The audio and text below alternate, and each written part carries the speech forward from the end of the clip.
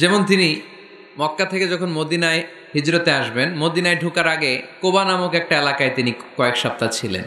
ওখানে এই 2 সপ্তাহের ব্যবধানে একটা মসজিদ বানায় ফেলছেন, মসজিদে কোবা। মসজিদের নাম কি? প্রতি শনিবারে তিনি মসজিদে কোবায় যেতেন, ওখানে যে সালাত পড়তেন।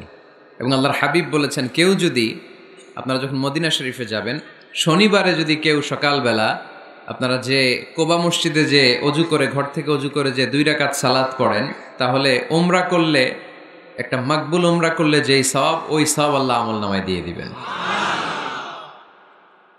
কোবা থেকে তিনি মাইগ্রেট করলেন মদিনায়।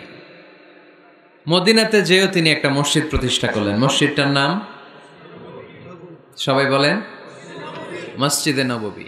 আল্লাহ রাসূল সাল্লাল্লাহু আলাইহি ওয়াসাল্লাম খুব চমৎকার লোকেশন বাছাই করতে পারতেন। লোকেশন তিনি দেখলেন কোথায় করলে ভালো হয়, কোথায় কোথায় কোথায়। খুঁজতে খুঁজতে এমন জায়গাটা পছন্দ হলো, সেখানে ছিল পুরাতন খেজুরের বাগান, ধ্বংসাবশেষ, আর ছিল মুশরিকদের কবর।